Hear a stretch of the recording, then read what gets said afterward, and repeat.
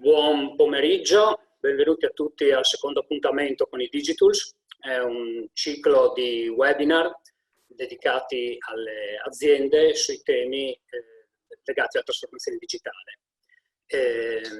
I webinar sono organizzati nell'ambito delle attività formative di P4FVG, che è il Digital Innovation Hub regionale, coinvolge 26 partner pubblici e privati che hanno l'obiettivo comune di accompagnare le imprese nel territorio della trasformazione digitale. Io sono Marco Lavaroni, lavoro in area Science Park. Con me per questo webinar ci sono Valerio Mezzalira della Oplon Networks, un'azienda che da anni si occupa, fra l'altro, di queste tematiche. Ciao Valerio. Ed Emanuele Parpinelli, che è il Managing Director della Sacilese Vetraria, che ci racconterà la sua esperienza di come una piccola e media impresa ha affrontato queste tematiche. Allora, entro subito nel merito perché credo che tutti e tre abbiamo più idee in testa del tempo a disposizione per dirle. In questo periodo si è parlato molto di come la digitalizzazione abbia contribuito in maniera essenziale alla continuità operativa durante questo sciagurato periodo. La cosa è ovviamente vera e indiscutibile. Oggi però noi approcceremo il tema della business continuity dal lato opposto, cioè ragioneremo su come le criticità dei sistemi informativi possono impattare nel business aziendale. Ovviamente questo impatto diventa sempre più rilevante a mano che le aziende radicano la propria attività nel mondo digitale e a mano che il confine che storicamente separava il mondo IT da quello delle operazioni, dico mondo SCADA, tanto per dire un termine, questo confine, dicevo, diventa sempre più permeabile. Stranamente questo tema è un tema di cui si parla poco, nonostante ormai l'IT sia parte integrante del processo produttivo. Sono partito con questa grafica che è solo evocativa, vuole solo elencare un po' degli argomenti, fare vedere quanti ce n'è, quanto sono complessi, il modo in cui si intersecano e si sovrappongono. Ovviamente in un'ora non può esserci una risposta a tutto e forse non c'è neanche una risposta a tutto perché ogni azienda vede le cose dalla sua prospettiva. Ragioneremo su alcuni temi. Allora, il nostro main title, quindi la capacità di un'organizzazione di continuare a erogare prodotti o servizi a livelli che vengono predefiniti accettabili a seguito di un incidente. Vedete che io ho citato l'ISO di riferimento. Ovviamente questo è solo il paradigma metodologico appunto di riferimento. Sappiamo anche che possono essere un percorso un po' impegnativo, un po' difficile, a volte sono respingenti, però noi teniamole come faro. Oggi però io avrò un approccio un po' più informale alla questione. Parleremo di gestione del rischio, di information security, che è un concetto un po' più ampio rispetto alla cyber security, che parla proprio della confidenzialità, dell'integrità e della disponibilità dell'informazione, quindi come avere le informazioni e i servizi corretti nel momento esatto in cui ci servono. Poi ci sarà il disaster recovery, di cui parlerà più Valerio. Gli ultimi due temi sono entrati un po' più nel dibattito aziendale, forse un po' spinti dall'onda del GDPR.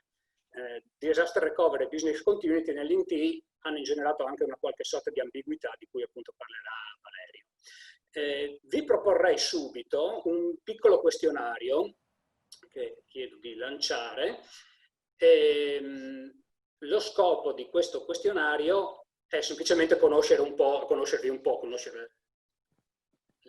l'uditorio.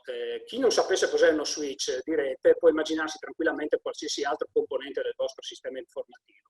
Siccome lo citerò qualche volta, lo switch comunque è un dispositivo a cui si connettono tutti i cavi di rete e che smista le informazioni fra la sorgente e la destinazione.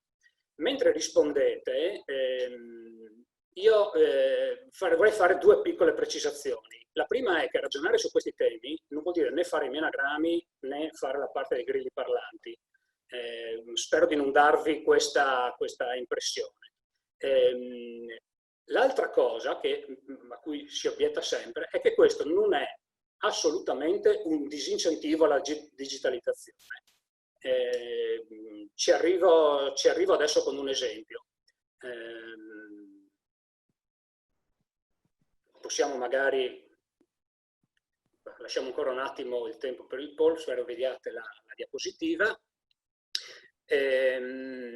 Allora, l'esempio è banale.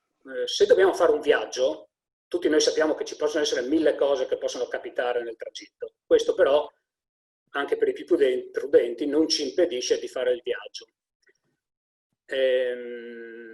Ho indicato come tragitto Torino-Roma, che è il tragitto che nel film di Verdone fanno Furio e Magda per andare a votare. Ora, chi di voi non se li ricordasse, Furio è un pignolo paranoico che telefona per sapere quanti millibar ci saranno sopra di loro nel momento in cui ipotizza di transitare. Allora, tutti siamo d'accordo che questo non è un atteggiamento sano.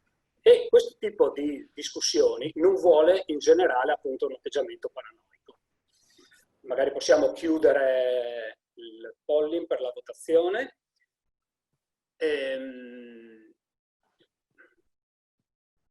Ok, George, do solo un'occhiata. Bene, allora, vi invito a questo punto solo a riflettere sull'esempio, sul meccanismo mentale che abbiamo tutti. L'atteggiamento che abbiamo verso gli intoppi cambia in funzione dell'importanza che diamo al viaggio. Cioè, se vogliamo andare in vacanza va benissimo anche la 2 cavalli. Se devo prendere un aereo, magari comincio a guardare le previsioni del traffico, magari evito di fare la movida fino alle 3 di notte. Se ho un incontro con il cliente della mia vita, magari comincio a pensare di partire il giorno prima o chiedo a un collega di accompagnarmi perché se non potessi guidare perché mi slogo una caviglia, io quell'appuntamento devo esserci proprio, può essere una strategia. E così via salendo fino all'Air Force One scortato dai caccia del Presidente degli Stati Uniti. Allora, i possibili intoppi sono sempre gli stessi, quello che cambia è la nostra attitudine verso questi intoppi in funzione dell'importanza del viaggio. Quindi ha valore farci queste domande. La prima l'abbiamo parlato, la seconda per esempio cos'è che definisce la buona riuscita del viaggio? Arrivare in orario, avere preso tutto quello che ci serve, arrivare riposati, possono essere parecchie. La terza potrebbe essere un bel esercizio di fantasia, provare a elencare tutte le cose che possono andare storte. Le altre due ne parleremo adesso. Se sostituiamo nella nostra grafica il viaggio a un schema di un'infrastruttura IT, allora ognuno può immaginarsela la sua a piacimento con tutti i dettagli che vuole.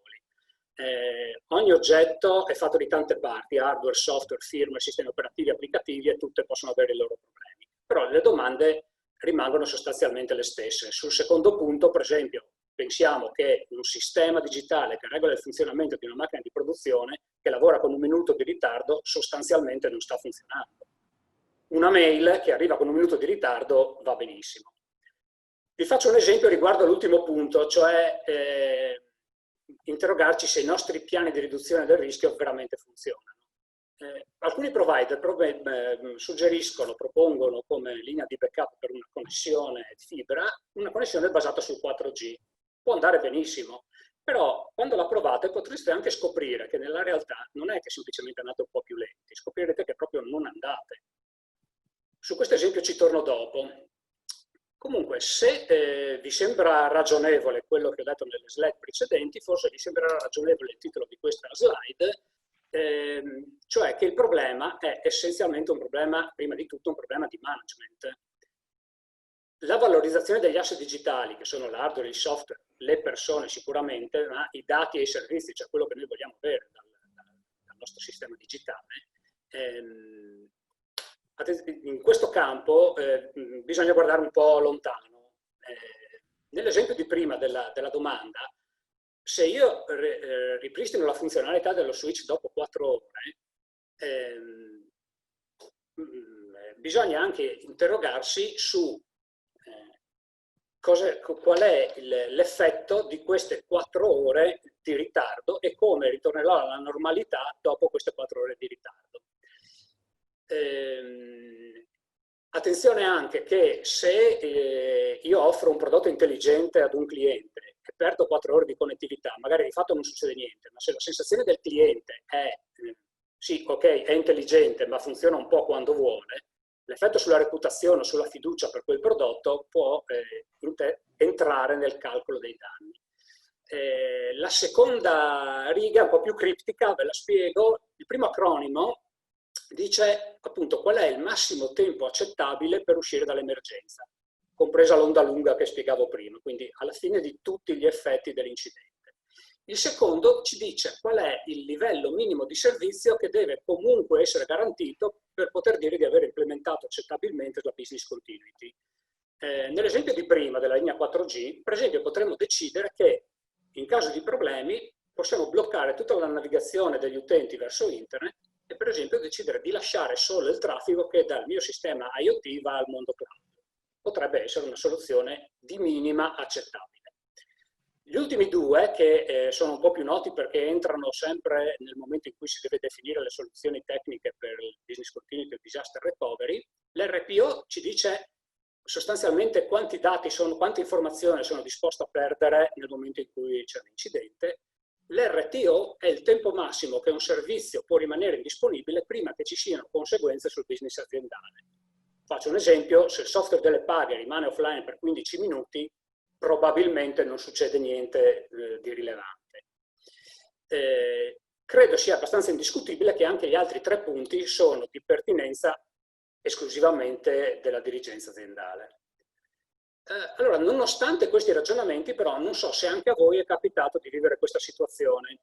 Io vengo dal mondo IT, per cui in questo racconto starò un po' dalla loro parte, ma mi perdonerete, no? Cioè, allora, del tema si inizia a parlare perché o è successo qualcosa, oppure sull'onda di qualche compliance, il GDPR. Si arriva in una riunione in cui il management, che sostanzialmente pensa che sia solo un problema tecnico, riassumo con brutalità, ma chiede: con la sicurezza siamo a posto? Siamo sicuri che funzioni sempre tutto?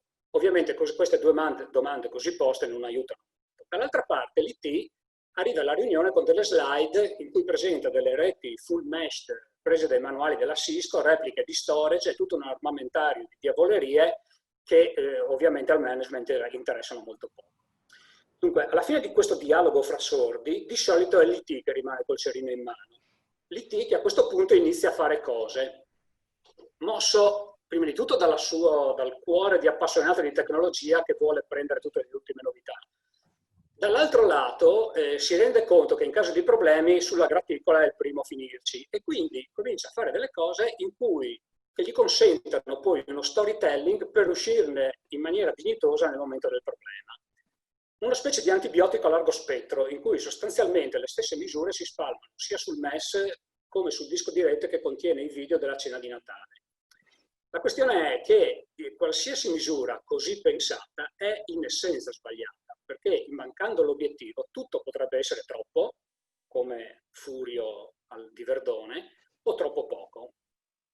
Una maniera, scusate qui, sì, una maniera più costruttiva dovrebbe partire dalla collaborazione dell'IT col management per misurare il rischio e arrivare possibilmente a una matrice di rischio, quella che vedete nell'immagine, in cui si misurano probabilità e che un incidente si verifichi e danno conseguente, con una qualche metrica che magari in questo momento non è importante, potremmo parlarne in un approfondimento, con una qualche metrica. Ora, sappiamo tutti che definire le matrici di rischio è piuttosto oneroso, a volte può essere anche sovrastrutturato rispetto alle realtà aziendali, però sarebbe importante che si ragionasse almeno in questi termini. Allora, ho elencato delle possibili vulnerabilità. I single point of failure sono elementi che, qualora non dovessero essere più funzionanti, compromettono l'intero servizio. Ne ho elencati alcuni, ne ho messo anche qualcuno di quelli che sembrano i più stupidi, ma se la mia azienda sta partecipando a una gara del MEPA e io non ho il dispositivo di firma digitale è guasto, io di fatto un dispositivo di 10 euro sta compromettendo la mia funzione aziendale. Vi ricordo anche le risorse umane. Se manca l'amministratore dei sistemi non riesco neanche a cambiare la password dell'utente che se l'ha dimenticata. In generale non tutti i problemi ai sistemi digitali dipendono dai sistemi solo informatici, ci sono anche le questioni procedurali, gli errori umani. Ho elencato anche i malfunzionamenti, la sicurezza, la cyber security ovviamente, e ognuno può fare l'esercizio di trovare tutte le possibili varianti.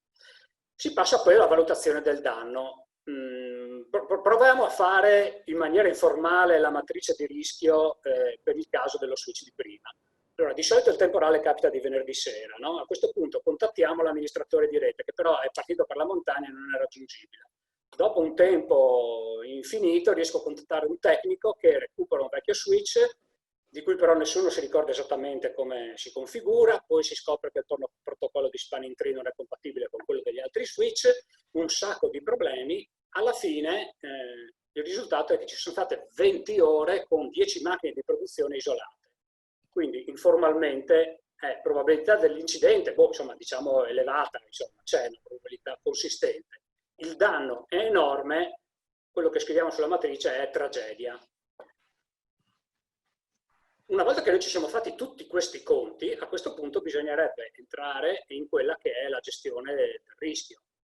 Allora, in questa prima fase, in questa prima slide, ho messo quelle che in letteratura sono 3 delle prime opzioni, hanno un vago sapore di resa, ma sono assolutamente ragionevoli. Accettare il rischio non è un tabù, cioè ogni giorno noi percorriamo strade in cui si muovono a 80 all'ora oggetti di 1 tonnellata guidati da gente di cui non sappiamo nulla, però è un rischio che noi accettiamo.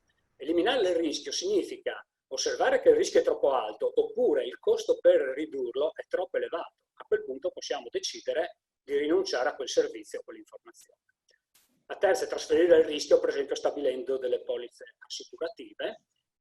Vengo però a quella che forse è un po' più appassionante, cioè troviamo il modo di ridurre il rischio. Per quanto detto, possiamo cercare di ridurre le probabilità dell'incidente. Allora, ridurre il single point of failure diciamo che è tipicamente entra nel campo delle soluzioni tecniche, a parte per le risorse umane. Ne ho elencata qualcuna, ce ne sono ovviamente molte. Possiamo cercare di mitigare la possibilità degli errori, per esempio avendo un ambiente ordinato in cui i cavi passano ovunque, la standardizzazione dei sistemi, eccetera, eccetera. Ho elencato poi il monitoraggio. Stranamente negli ambienti produttivi è normale monitorare lo stato dell'impianto, però non è così normale avere un monitoraggio dell'impianto in T che pure è parte integrante. Dico una banalità che però spesso nell'ambito IT è trascurata. Oltre al sistema di monitoraggio bisogna anche garantirci che ci sia qualcuno che ha tempo per controllarlo, altrimenti la cosa si trasforma in un boomerang. Allora, nonostante tutta l'attività preventiva, l'incidente prima o poi capiterà. A questo punto dobbiamo escogitare dei sistemi per ridurre l'impatto. Per esempio, possiamo ridurre il tempo di disservizio. Se ritorniamo al nostro esempio dello switch, possiamo pensare che se abbiamo degli switch tutti uguali, abbiamo etichettato perfettamente i cavi e lo switch, abbiamo uno switch di spare, abbiamo un PC in cui abbiamo implementato un sistema che, dato il nome dello switch, inietta la configurazione. A questo punto io posso istruire una qualsiasi persona del reparto produttivo a fare l'operazione, stacca i cavi, svita, attacca lo switch, fai partire la configurazione, riavvita, riattacca i cavi e in 2 ore è tutto risolto, compreso il caffè. Allora, attenzione che è tutto bello detto così, però comunque per arrivare a questo ci vuole tempo, preparazione e soprattutto dei test frequenti, altrimenti nel momento del bisogno nessuno saprà cosa fare. Su come far ripartire i servizi ne parlerà anche Valerio, quindi lascio la palla a lui. Dico anche che, come ho scritto sotto, le soluzioni non necessariamente sono solo informatiche. Ci possono essere aziende in cui se l'ERP si blocca si possono scrivere i dati su un foglio di carta e ripartire dopo. O se la mail non funziona si può risolvere al telefono. Sono esempi stupidi, lo so, però lo dico solo per ragionare anche in questa ottica. Allora, arrivati a questo punto, possiamo dire di averle pensate tutte e quindi siamo pronti per redigere il nostro Business Continuity Plan o il suo cugino un po' più citato, il Disaster Recovery Plan. Questa è la descrizione dettagliata di tutte le procedure che devono guidare l'azienda attraverso le fasi che vanno dalla risposta dell'incidente fino al ripristino della normalità. L'ho rappresentato con questa grafica perché sarebbe bello che tutto partisse come se fosse un algoritmo. Quindi qualcuno dà il via e tutto si muove come se fosse una macchina perfettamente testata. È oneroso, non è facile, però bisogna cercare di arrivarci, altrimenti nel momento dell'incidente è difficile che se ne esca in una maniera dignitosa. Aggiungo anche che chiunque si sia cimentato con questi temi sa per esperienza che pur avendo speso un sacco di tempo e di intelligenza, poi il primo vero test fallirà in maniera imbarazzante e bisognerà andare con la coda fra le gambe dal management a chiedere ancora X ore di tempo, magari di fermo, per una seconda prova. Lo metta in conto sia l'IT sia la parte di management, è parte del gioco a cui bisogna giocare.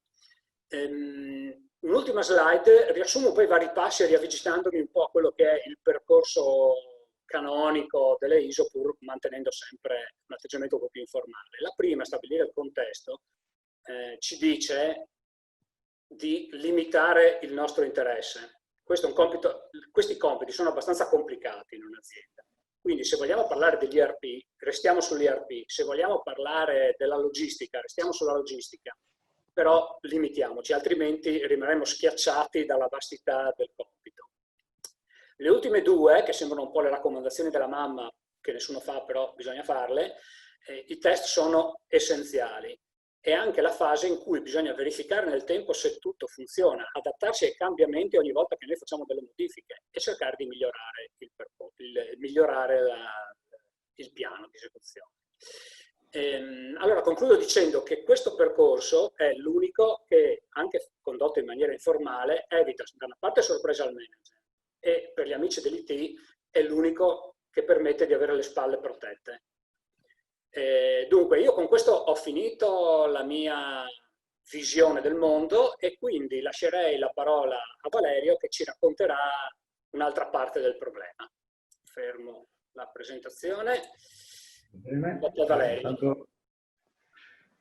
Intanto grazie Marco della presentazione, dell'introduzione anche di alcuni termini. Ti ringrazio anche della presentazione. Sono Valerio Mezzalira, CEO di Open Networks, e continueremo su questi due argomenti importanti che sono la continuità operativa. Eccola qui. Allora, continuità operativa. Allora, che cosa significa innanzitutto continuità operativa per un'azienda? Continuità operativa per un'azienda significa comunque un momento di maturazione. Perché? Perché se sto pensando ad avere e mantenere sempre i miei servizi attivi, significa che la mia azienda è arrivata a un punto in cui comunque sente la necessità di fornire ai propri clienti, fornitori e comunque tutte le persone che gravitano attorno all'azienda comunque un sistema sempre attivo. Quindi è un punto di partenza della crescita aziendale. Che cosa fa Hoplon nello specifico? Hoplon è un'azienda che produce prodotti, tra l'altro la sede principale è in Italia, che servono proprio a fornire alta affidabilità e sicurezza, prodotti e servizi, soprattutto prodotti. Una cosa importante è che i prodotti sono completamente di proprietà intellettuale di Open Networks, vengono prodotti in Italia, sembrerà strano, ma la sede negli Stati Uniti non è una sede produttiva, è una sede commerciale, mentre lo sviluppo viene fatto assolutamente in Italia. Quali sono questi prodotti? Sono una serie di prodotti, non li elenco, non vi preoccupate, ne parleremo solo di uno, ma in un momento specifico. Sono prodotti che sono stati studiati e progettati per lavorare sia in ambienti cloud, ma in ambienti ovviamente di data center tradizionali o all'interno anche di realtà industriali. Sono prodotti che servono proprio all'alta affidabilità e alla sicurezza informatica, perché anche la sicurezza informatica rientra poi sulla parte di alta affidabilità e su continua erogazione dei servizi. Questa è l'ultima slide di presentazione dell'azienda, un'azienda comunque che quest'anno compie il 10° anno e siamo arrivati alla 10ª release della suite. Cosa importante è che nel 2018 abbiamo completato il nostro primo piano industriale con la realizzazione di tutti i prodotti che avevamo pensato di poter realizzare per proprio andare a lavorare sugli argomenti business continuity, disaster recovery. Introduciamo subito l'argomento business continuity e disaster recovery e cercherò di spiegare quali sono le differenze per poi fare una scelta, per potervi dare degli strumenti per scegliere o l'una o l'altra soluzione o entrambe le soluzioni. Allora, normalmente per business continuity e disaster recovery viene associata alla distanza, e questo è vero. Cioè la business continuity normalmente richiede una prossimità di data center, di almeno 2 data center, uno sussidiario dell'altro, mentre il disaster recovery è associato normalmente e correttamente, come vedremo, a una distanza importante tra i 2 data center. Quindi questo è il primo elemento. L'altro elemento invece, che è la velocità di ripristino, non è associata alle parole business continuity e disaster recovery. Molto spesso si confondono, ma vedremo che non è così in maniera assoluta. Per sapere se abbiamo bisogno di un sistema di business continuity o disaster recovery, dobbiamo rispondere ad una domanda. Adesso io andrò a leggere qual è la domanda, però non vi spaventate perché dopo faremo un esempio immediato. La domanda a cui devo rispondere è: il sistema di servizi dell'azienda ente che vogliamo salvaguardare termina con la cessazione dell'operatività del sito da cui i servizi vengono erogati? Faccio subito un esempio. Un servizio di pronto soccorso. Il servizio di pronto soccorso ha bisogno di business continuity o disaster recovery. Allora, se abbiamo detto che la business continuity e il disaster recovery si differenziano per la distanza, se il sito principale, che è il servizio di pronto soccorso, termina la sua attività perché si è allagato, non c'è più la corrente elettrica, eccetera, no? Non ha nessun senso attivare un servizio di disaster recovery a qualche decina di chilometri di distanza. Quindi un pronto soccorso è, diciamo, per accezione, un servizio che deve essere salvaguardato attraverso una buonissima business continuity, dove i due, diciamo, minimo due data center devono essere attigui, anche perché se fosse anche leggermente lontano il secondo data center, quindi il data center non principale, la prima cosa che succede quando c'è un disastro è che manca la connettività.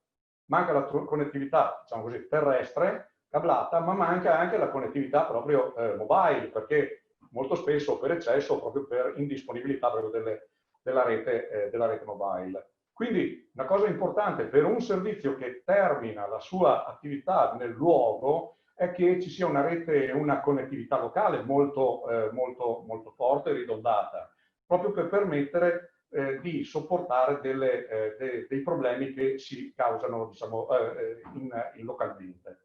Quindi grado di resistenza ai terremoti, una separazione per eventi locali come allagamenti o incendi o diciamo, mancanza di elettricità o mancanza di condizionamento. La mancanza di elettricità, banalmente, la mancanza di condizionamento sono i fattori, l'80% diciamo, dei fattori che determinano la chiusura, diciamo, lo stop delle operazioni del data center. No? Quindi molto spesso manca la corrente oppure il sistema di raffreddamento non è più efficace e quindi si devono spegnere le macchine per poter salvaguardare il data center. Al contrario, un servizio di logistica, pensiamo a un servizio di logistica dove ci sono tantissimi automezzi, no? Che stanno percorrendo in un'area, no? le funzioni di trasporto di merci, materiale e quant'altro. No? In questo caso, sicuramente, anche se il sito principale viene coinvolto da un evento, sicuramente tutto il resto sta funzionando. Quindi dobbiamo salvaguardare al massimo l'operatività del data center. Qui sicuramente abbiamo bisogno di un sistema di disaster recovery. Disaster recovery che, come abbiamo visto all'inizio, è determinato proprio dalla distanza dei due data center.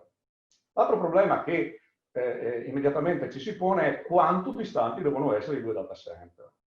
La nomenclatura dice normalmente 70 km, non è come minimo. Non è un dato così messo lì a caso. Se noi guardiamo anche gli ultimi eventi critici, ne ho citati due tra i più critici, che sono l'evento della centrale nucleare di Fukushima, dove ancora oggi c'è una interdizione nel raggio di 20 km dalla centrale e addirittura su Chernobyl 40 km ancora oggi dal raggio, diciamo, di interdizione dalla centrale. Capiamo che 70 km è il minimo accettabile per poter avere una sicurezza di continuità operativa. Ecco, faccio solo un piccolo appunto anche su che cosa vuol dire disponibilità.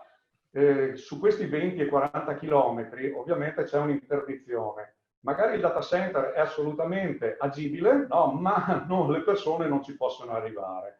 E quindi è come se non ci fosse il data center. Quindi dobbiamo tener sempre conto che il minimo accettabile per una disaster recovery che abbia questo nome deve essere di 70 km come minimo. Quando avrò deciso se la mia necessità è business continuity, disaster recovery, dovrò capire anche da dove cominciare per andare a strutturare questo tipo di servizio. Ho elencato quattro elementi, ovviamente ce ne sono un po' di più, ma questi sono assolutamente indispensabili. Uno è il censimento dei punti di ingresso dei servizi. Che cosa si intende per il censimento dei punti di ingresso? Significa che io avrò tutta una serie di servizi, se ho un catalogo dei servizi, dopo vedremo anche questo, e questi servizi saranno accedibili dall'esterno o dall'interno attraverso, diciamo, una serie di apparati, ma anche di linee di gestori di telecomunicazioni. Dovrò andare a censire i punti di ingresso. Perché? Perché questi punti di ingresso, nel momento in cui non sono più disponibili, magari il mio data center funziona perfettamente, ma dovrò replicarli esattamente da un'altra parte, con tutta una serie di tecniche e tecnologie. L'altro punto importante è il censimento dei server applicativi che abilitano i servizi, no? Quindi tutte quelle applicazioni, no, gestionali e quant'altro io ho, diciamo così, nella mia azienda per far funzionare poi i miei servizi. Dovrò andarli a censire anche questi. Perché? Perché alcuni di questi dovranno essere, saranno assolutamente indispensabili, altri potrei anche non abilitarli, come ha detto Marco prima, alla Business Continuity Disaster Recovery. Altri due punti importanti sono il censimento delle basi dati strutturate e le basi dati non strutturate. Basi dati strutturate si intendono tutti quei dati come database, ma anche repository di directory server, eccetera, quindi dati comunque che io devo salvaguardare. Poi il quanto posso perdere di dati nel passare da una parte all'altra, questo lo dovrò decidere di volta in volta. Per basi dati non strutturate invece si intendono tutti quell'asset di documenti digitali, eccetera, che comunque servono all'attività della mia azienda. Anche questi dovranno essere presi in considerazione per essere replicati nel data center secondario. Quando parlo di dove iniziare, sicuramente è il censimento dei punti di ingresso dei servizi.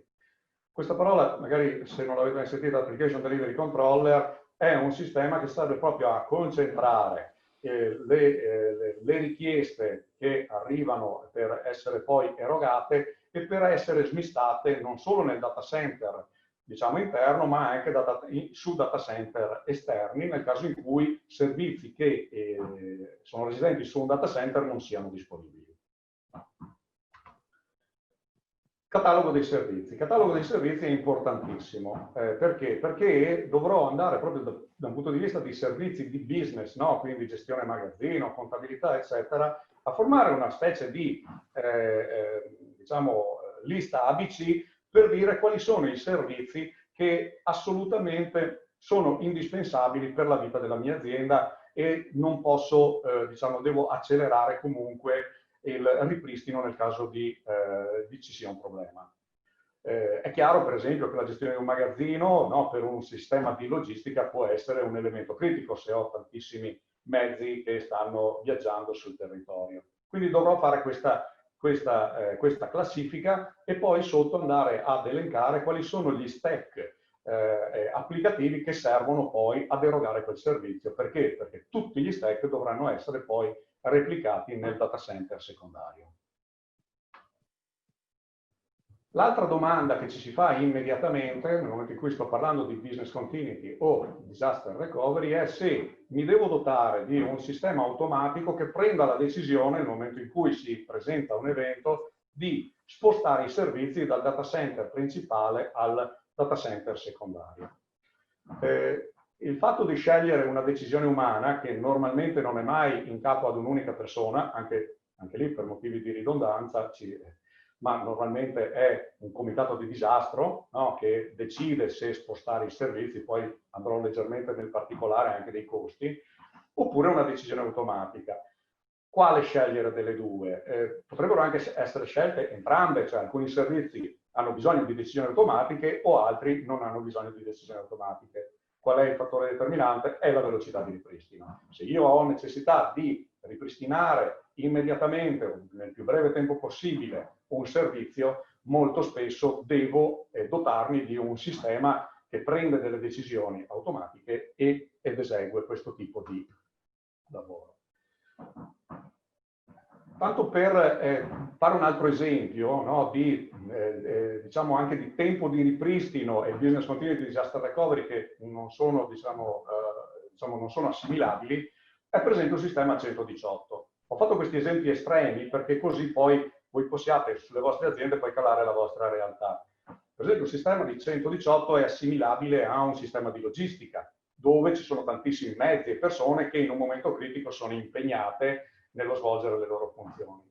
È chiaro che come un sistema di logistica, un 118 o un 911 negli Stati Uniti ha bisogno di un tempo di ripristino brevissimo. Normalmente sulle gare sono 15 minuti per i servizi essenziali. È chiaro che un sistema però di questo tipo ha bisogno di un disaster recovery, proprio per elezione, no? E quindi deve essere sicuramente superiore a 70 km il suo ausiliario. In questo caso non è possibile intervenire in maniera umana, 15 minuti non sono nemmeno il tempo di chiamare qualcuno per poter decidere se spostare le attività o meno, tenendo presente il fatto che normalmente le linee telefoniche non funzionano più proprio nel momento critico. Quindi il sistema dovrà essere sicuramente automatico. Quali sono diciamo, i punti fondamentali che mi fanno decidere per andare su un sistema decisionale autonomo? Sicuramente, come ho detto, i tempi di reazione. Il fatto poi di dotarsi di un sistema di failover automatico presuppone comunque di avere un sistema che basato su quorum, poi non voglio spiegare qui come funzionano, ci mancherebbe, poi magari sulla parte, lo vedrete dopo sui link che lasceremo, c'è qualche approfondimento, per evitare fenomeni di split brain. Vi dico questi termini perché sono termini che normalmente vengono utilizzati, che split brain significa che entrambi i siti pensano di essere gli unici superstiti e quindi continuano l'operatività mescolando i dati, che è il caso peggiore in assoluto. Quindi questi sistemi devono essere dotati proprio di questo tipo di intelligenza. L'altra cosa importante nel caso in cui comunque io abbia dei servizi assolutamente critici è quello di prevedere dei test, di cui anche Marco ha parlato precedentemente. Non solo di failover, ma anche di failback a cadenze assolutamente regolari. Perché? Perché poi la vita di un data center è dinamica, non è statica, e quindi cambiano le release, cambiano le architetture, quindi devo prevedere sia dei test di verifica di failover e failback cadenzati, ma anche se subentrano delle modifiche architetturali importanti o cambiamenti proprio di software, procedure o database. Decisione umana. Quali sono le domande che normalmente un comitato di disastro si pone per decidere di attivare il sito di disaster recovery o di business continuity? La prima domanda è che il servizio principale, il data center principale, è compromesso in maniera permanente, e adesso andremo anche a fare una piccola approfondimento su questa frase. L'altro è quando è stata fatta l'ultima prova di business continuity e disaster recovery. Perché? Perché se l'ultima prova l'ho fatta 2 anni prima, può essere che il fatto di decidere di passare al sito di failover potrebbe essere un grossissimo problema. Okay? Quindi questa è la seconda domanda. L'altra volta è, una volta che il sito di business continuity e disaster recovery è stato attivato, quanto mi costa ritornare sul sito principale? Okay? Anche questa è una domanda che mi devo porre, perché se a tempo zero io ho i 2 siti allineati in replica tra di loro, nel momento in cui ne rimane solo uno attivo, è chiaro che i dati diventano disallineati e possono disallinearsi al punto che io poi devo ricostruire completamente il sito principale. Quindi questa è l'altra domanda che mi devo porre nel momento in cui si verifica un problema sul data center principale e debba prendere delle decisioni umane. Che cosa significa danno permanente del sito principale? Danno permanente del sito principale significa che il mio costo diciamo in termini sia di tempo ma anche monetari di ritorno indietro sia superiore al fermo. Le cronache, l'avrete sentite, molto spesso dicono, che ne so, 1000 filiali di una certa ente o azienda sono rimaste chiuse per 2 giorni, no? E probabilmente voi tutti vi sarete chiesti ma come mai non sono passati al sito secondario, visto che comunque di solito questi enti o queste aziende sono dotate di siti di business continuity e disaster recovery. Ma per un semplicissimo motivo, perché il danno non era permanente. Mantenere 1000 filiali ferme per 2 giorni era meno costoso che poi ritornare indietro. Quando il danno si dice permanente se ho, in queste situazioni ovviamente così complesse, si dice permanente se ho un incendio che mi devasta il data center e quindi per 3 mesi, 6 mesi, il tempo di ricostruzione proprio anche fisico del data center, non ho la disponibilità, okay, del data center. Oppure inagibilità, in uno degli ultimi terremoti che è successo, dove i data center magari sono rimasti in piedi, ma per qualche giorno, ma addirittura qualche settimana, non erano agibili perché i pompieri non avevano dato ancora l'agibilità, quindi nessuno poteva entrare dentro il data center. No? Quindi in questo caso si può parlare di danno permanente del data center che mi fa propendere per un failover della mia infrastruttura. Ecco, ovviamente ho cercato di dare delle prime, diciamo così, elementi per poter distinguere innanzitutto di che cosa ho bisogno. No? Ho bisogno di business continuity o di disaster recovery. Ovvio che si può approfondire all'infinito. Avevamo preparato con Marco questo webinar, diciamo, nelle settimane precedenti, e abbiamo messo sul nostro sito Oplon.net, nelle news, ci sono 2 news, una del 27 di maggio e una del 24 aprile, degli approfondimenti proprio sulla continuità operativa, business continuity, disaster recovery. Si va ad approfondire un pochino quello che ho detto velocemente durante questo webinar. Niente, io lascio i miei riferimenti, anzi i miei riferimenti sono valeriomezzalira@oplon.net e i riferimenti anche dell'account manager che potete tranquillamente contattare per appunto fare degli approfondimenti sul tema, se ovviamente ritenete opportuno. Vi ringrazio intanto e se ci sono domande ovviamente sono qui. Grazie Valerio. Io come ultimo intervento c'è quello di Emanuele. Emanuele ci racconterà l'esperienza di una PMI che deve affrontare questi temi, quindi con tutti anche i compromessi, con i limiti di risorse che una PMI con cui deve confrontarsi. Anche con questi compromessi comunque si può ottenere un risultato, un buon risultato. Quindi io adesso lascio la parola a Emanuele. Buonasera a tutti. Perfettamente d'accordo con Marco, il concetto dei compromessi e delle soluzioni tecniche che si possono realizzare. Allora, io partirò in questo modo, farò una brevissima presentazione in sicilese per capire cos'è, per inquadrare qual è la nostra azienda, e di business continuity in realtà parlerò alla fine, perché racchiude sostanzialmente tutto quello che noi dobbiamo garantire per esistere, per dare il nostro servizio che promettiamo ai nostri clienti al mercato. Sacilese è una piccola media impresa che ha 60 anni di storia, opera su tutto il territorio europeo, fa un prodotto che non è tecnologico, produciamo veti temprati, circa un 4.000 pezzi al giorno, per circa in un anno sostanzialmente circa 1 milione di pezzi, e partendo dal taglio delle grandi lastre di vetro, questo è il formato che arriva, vedete nella parte in alto, magazzino vetro, il formato che arriva dai nostri produttori. Eseguiamo il taglio a misura, la molatura del bordo, forature e poi la fase finale è la tempra piana o curva. I nostri vetri vengono utilizzati per la gran parte nel settore del box doccia, dell'impiantistica industriale, quindi quadri elettrici, nella refrigerazione commerciale e poi in alcuni settori particolari anche lo sport, che ci piace particolarmente, pur non essendo un settore così importante dal punto di vista economico.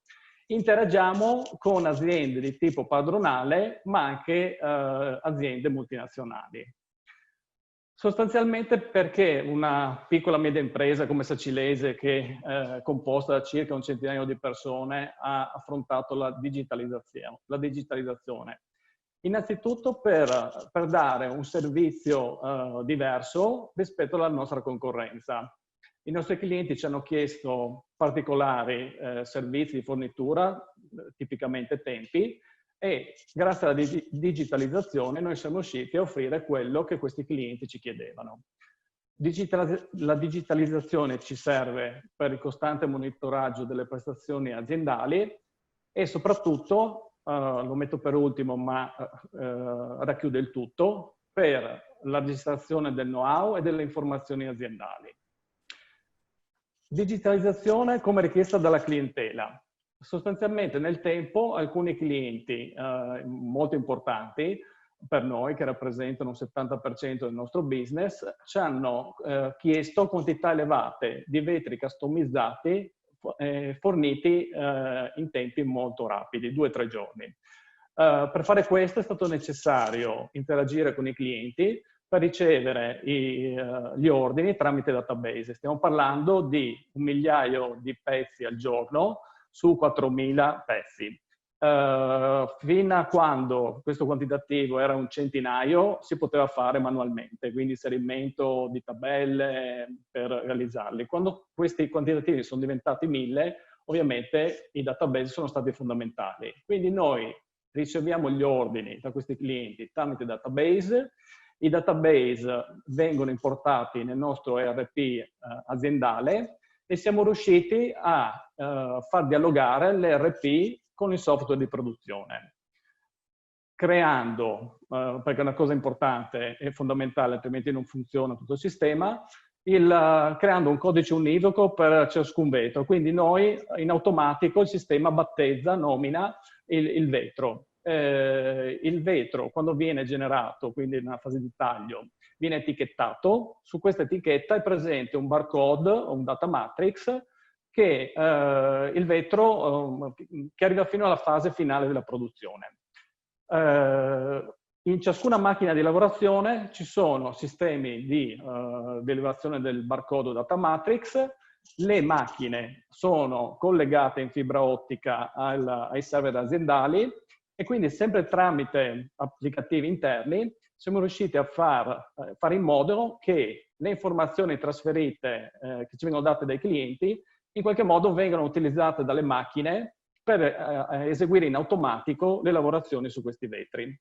In 10 anni fa tutte queste lavorazioni venivano fatte manualmente dalle persone, quindi per ciascun vetro c'era un'impostazione manuale macchina e quindi immaginate quali potevano essere i tempi di produzione. Monitoraggio delle prestazioni. Questa è una base, insomma, di gestione dell'azienda, quindi dall'ERP si ottengono e si hanno tutte le classiche informazioni di valori in magazzino, listini d'acquisto, eccetera. Dal software di business intelligence, in questo momento noi ricaviamo tutte le informazioni commerciali. È fondamentale per noi perché l'aggiornamento è sostanzialmente ogni 2-3 ore, quindi in tempo reale io riesco ad avere le informazioni per ciascun cliente. Stiamo implementando un MES pianificatore, MES ovviamente per un monitoraggio della produzione, quindi operatività delle macchine, tempi standard, cicli, e stiamo lavorando anche su un pianificatore che ha l'obiettivo di valutare carico macchine, l'ottimizzazione dei processi e soprattutto valutare e decidere la modifica di una programmazione della produzione, quali impatti ha sull'insieme della pianificazione prevista. E arrivo poi alla business continuity, quindi l'esperienza di una piccola media impresa. Quello che diceva Marco prima, la reputazione. Noi abbiamo promesso a questi clienti strategici di fornire questi vetri customizzati in 2-3 giorni dall'ordine, e questo deve essere. Quindi cosa è stato fatto internamente? Quindi direzione e IT manager. Sono stati definiti quali erano i servizi digitali strategici per l'azienda, ovviamente i costi per capire che tipo di investimenti quali investimenti erano sostenibili da Sacilese e quali ovviamente no, e insieme i tempi massimi di interruzione della produzione sostanzialmente che potevano essere accettati. Ovviamente sono state valutate una serie di soluzioni tecniche e da lì sono state attuate quelle che avevano senso per Sacilese. Implementazioni poi, ovviamente le implementazioni, le procedure, i test di verifica sono conseguenze rispetto a questo. Alcune cose sono state fatte in Sacilese, quindi siamo partiti dall'alimentazione elettrica dei server e anche di fabbrica, quindi tramite UPS. Siamo arrivati anche a installare un gruppo elettrogeno che in parte alimenta gli UPS dei server e una parte anche la parte dati di alcune macchine.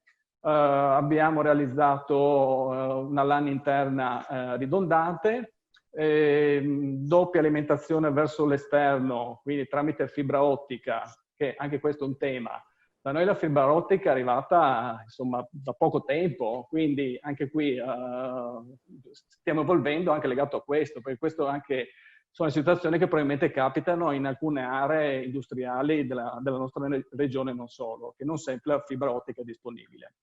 Abbiamo comunque attivato una linea di backup tramite ponte radio, quindi sempre per la comunicazione all'esterno. Implementato sistemi per il monitoraggio dall'esterno del nostro IT manager ed eventualmente anche da alcuni fornitori di servizi. Gli accessi da remoto tramite VPN in precedenza erano a disposizione dell'IT manager e di alcune figure di coordinamento dell'azienda. Il Covid, ad esempio, ci ha costretto ad attivarne altri. Disaster recovery, scusate, disaster recovery. Sempre legato al concetto di prima, a quello che diceva Valerio. Noi abbiamo fatto qualcosa di compromesso, ritorno al concetto che la fibra ottica è arrivata da poco. Noi cosa abbiamo scelto in azienda? Abbiamo ipotizzato che accadesse questo, che il server principale nell'area uffici insomma, si incendiasse, quindi l'area uffici avesse un danneggiamento. Abbiamo realizzato un data center secondario in un'area distante dagli uffici. Questo è stato il compromesso, quindi direi che è un compromesso di questa soluzione. Tutto questo sistema comunque ci ha consentito, insomma, incrociamo le dita, di non fermarci mai per problemi legati all'area informatica. Quindi sono state fatte tante cose, il sistema è per una piccola e media impresa come la nostra complesso, ma non abbiamo mai, siamo sempre riusciti a ripartire anche in situazioni critiche. Alcune considerazioni finali, direi quasi personali. L'esperienza di una piccola e media impresa, magari, non so, probabilmente saranno arrivate le esperienze di grandi imprese dove magari le risorse sono diverse, dove il numero di persone sono completamente diverse. Direi che Sacilese è un'azienda che funziona e la digitalizzazione è stata una parte importante e ritengo che proprio per questo, perché i prodotti in aree manufatturiere come le nostre, i prodotti tante aziende li sanno fare. Bisogna trovare delle soluzioni per dare servizi diversi. Quindi la digitalizzazione per noi ha consentito di dare qualcosa di diverso alla nostra clientela. Sicuramente è qualcosa che non è compito dell'IT manager. Sì, l'IT manager deve proporre soluzioni, trovare alternative e stimolare, però è la proprietà e il management aziendale che devono promuovere la digitalizzazione, ci devono credere, perché spesso significa cambiamento all'interno dell'azienda. E infine, adesso ci saranno sicuramente nuovi incentivi in ottica industria 4.0 e per ammortamento. Direi che è fondamentale sviluppare delle soluzioni che siano realmente digitali, perché capita spesso di ricevere proposte da fornitori di impianti che sono degli ibridi, insomma, quindi che ritengo possono essere un'occasione persa per l'evoluzione dell'azienda. Io ringrazio per questa, diciamo, occasione di confronto e di apprendimento, perché per quanto mi riguarda noi abbiamo fatto le attività che sono state fatte in Sacilese sono ovviamente a misura di una piccola e media impresa. E la dimostrazione, direi che potremmo essere l'esempio di un'azienda che, avendo fatto delle cose a misura della propria azienda, ha portato dei benefici e consentono a Sacilese di operare correttamente. Grazie. Bene, grazie Emanuele. Ringrazio ancora Emanuele per la testimonianza e Valerio per le cose che ci ha raccontato. Siamo stati molto bravi perché siamo riusciti a stare dentro l'ora nonostante avessimo avuto molti timori all'inizio di non farcela. Direi che possiamo salutarci, speriamo di risentirci in un altro contesto. Grazie a tutti, arrivederci. Grazie, grazie a tutti. Grazie.